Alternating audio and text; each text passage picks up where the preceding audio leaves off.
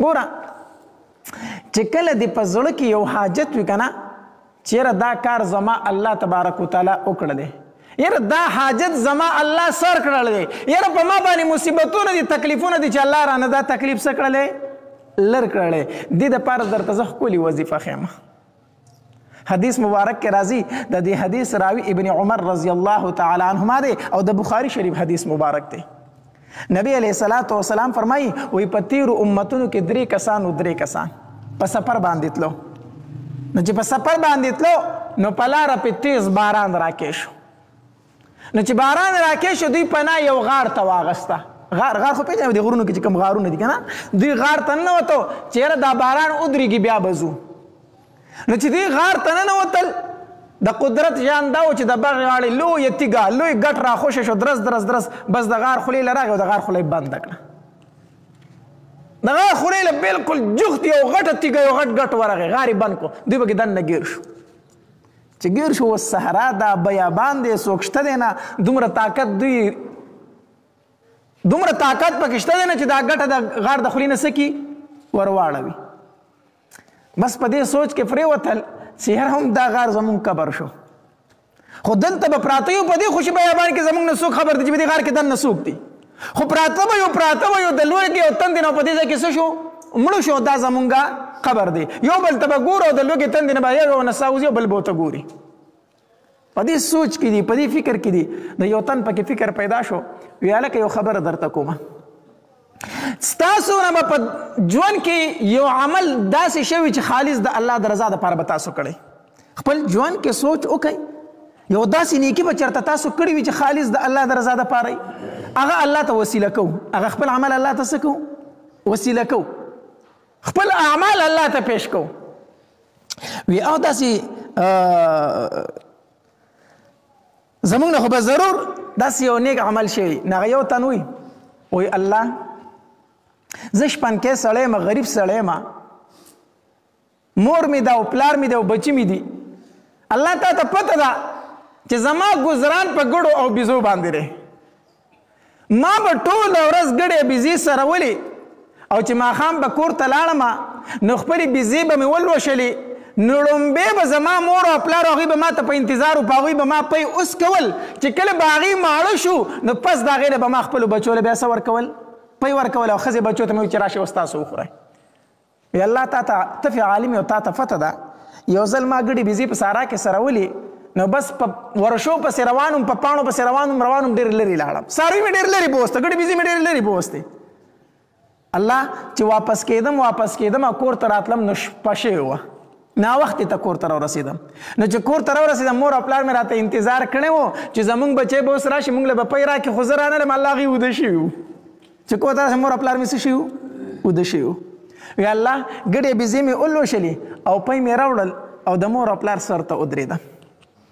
ما وی اوس وده شوي دي نو که راویښوم هم مناسب نه ده ټوله ورځ ستړي شي اوس وله خوب ورغلی وده شوي دي الله دا مې مناسب نه ګڼله چې مور او پلار مې څه کمه راپاسومه راویښې کم او دلته مې بچي راته وږي وو هغوی راته په دې خپو کې لغړېدل او ژړلې چې مونږ وږي یو مونږ له ډوډۍ راکړه مونږ له پی راکړه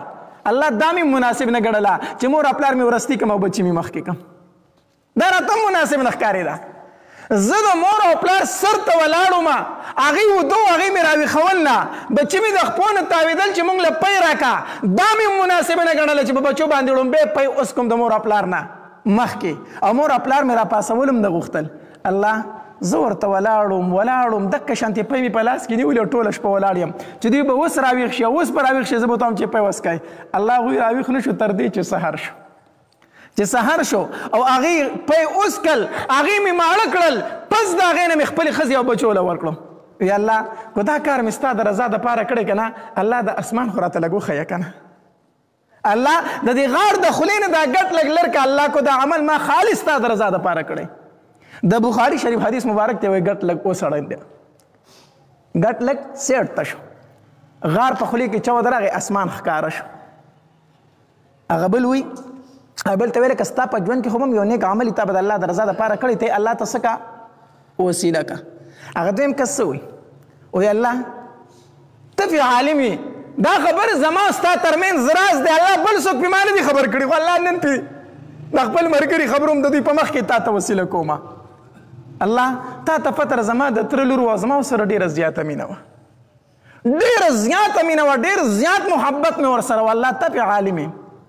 وی یوه ورځ مې د هغې نه مطالبه وکړه د خواهش پوره کېدو. هغې راته انکار وکړو. ها یو شرط یې راته ولګو چې تا سره دا بدکاري کوم خو په شرط د دې چې ته 100 اشرفۍ مال راوړي، 100 اشرفۍ راوړي. وی الله زه غریب وم، مزدوري مې کوله چې 100 اشرفۍ مې پیدا کړي، 100 اشرفۍ. هغې ته ما وایي چې 100 اشرفۍ مې پیدا کړي دي. وی هغې راته وایي چې بس ته اوس څه غواړې هغه وکړه، ما له 100 اشرفۍ راکړه. وی 100 روپۍ مې هغې له ورکړې، 100 اشرفۍ مې ورله ورکړې. خو چې کله زه د هغې په خوا کې کېناستم او د بدکارۍ نیت مې وکړو او چې بدکاري مې شروع کوله نو د هغې د خولې نه راته یو لفظ وخته. هغې راته وایي چې اتق الله، د الله نه ویرېږه، د الله نه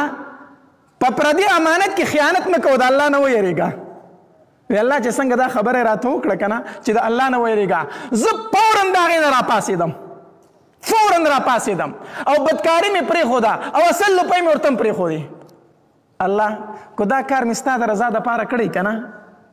او ستا د یرې نه ما دا بدکاري پرېښي چې زما د ټول ژوند خواهش هم دغه و الله،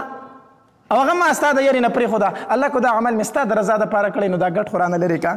د غاړ دا خوله خو راته ازاده که. حدیث مبارک کې راځي او هغه ګټ سیټ ته شو، لږ نور سیټ ته شو، د غار خوله لږ نوره څه شوله کولاو شو. هغه درېیم تن ته ویله که تا خو هم څه نیک عمل کړی که نه، الله ته یې وسیله که که نه. هغه وی الله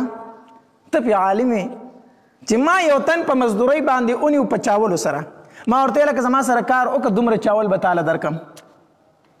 وی الله هغه را سره کار کو خو چې کله د مزدورۍ ټایم شو ما ول هغه وریجې ورکولې، هغه چاول مې ول ورکول که نه زما نه پسې خبره خفه شو رانه. بس ما سره جګړه وکړه، هغه مزدوري راته پرېښوده او خفه لاړو. چې خفه لاړو ما سوچ کو چې یاره دا خو د ده حق دی، دا چاول خو د ده حق دا خو د ما سره پرېښود، الله خو مال استعمالول څه نه دي، جایزو نه دي. وی هغه چاول مې وکرل، د هغې مزدور هغه چاول ما څه کړو وکرل. یو فصل مې پې واغست، دویم فصل مې پې واغستو، د هغه ما شریکول، بیا مې ورله پې غویان واغستل، څاروي مې ورله واغستل، ګړي بيزې مې پې واغستې، غلامان مې ورله پې واغستل، ځکه ورو ډېرېدل. وی روغ کنډک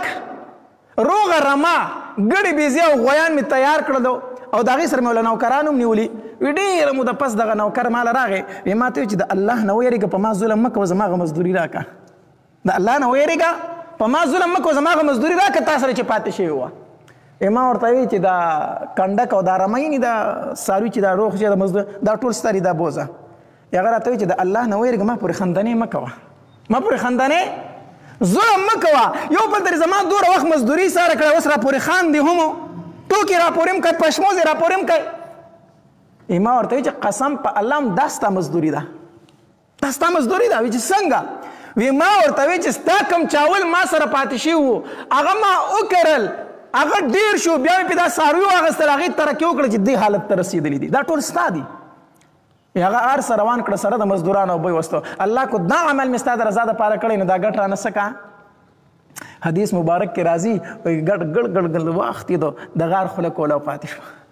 د غار خوله څه شوله کولاو شوله. غرض مې دا کو چې که چېرته په زړه کې د یو حاجت وي، مشکل در باندې راغلی، مصیبت در باندې راغلی دی، په ژوند کې به درنه دومره یو نیک عمل چېرته شوي، په ژوند کې به درنه څه شوي